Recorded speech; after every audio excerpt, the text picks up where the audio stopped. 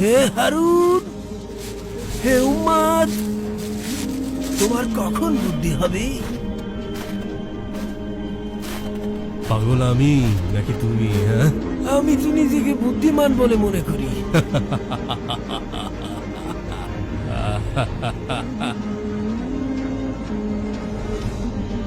তোমার আবার কবে থেকে বুদ্ধি আসা শুরু করলো? হ্যাঁ,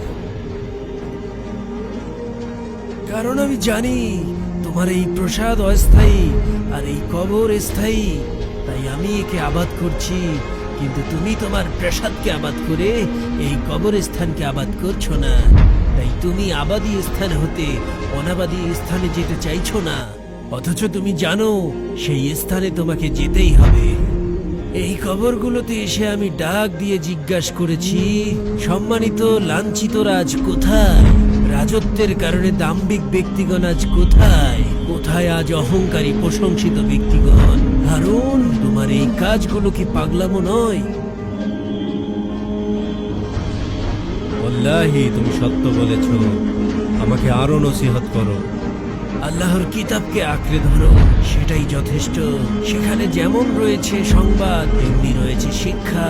তোমার কোনো প্রয়োজন থাকলে বলো, আমি পূরণ করে দেব। হ্যাঁ, 3টি প্রয়োজন যদি পূরণ করে দিতে পারো, ধন্যবাদ পাওয়ার উপযুক্ত হবে। বলো তাহলে। আমার বয়স বাড়িয়ে দাও। আমি পারবো না। মালাকাল মউত থেকে আমাকে রক্ষা করো। আমার সে সামর্থ্য নেই। আমাকে জান্নাতে প্রবেশ করাও, জাহান্নাম থেকে বাঁচাও। আমার সে শক্তি নেই। তাহলে জেনে রাখো, তুমি বাদশা নও, গোলাম। আর কোনো গোলামের নিকট আমার কোনো প্রয়োজন নেই।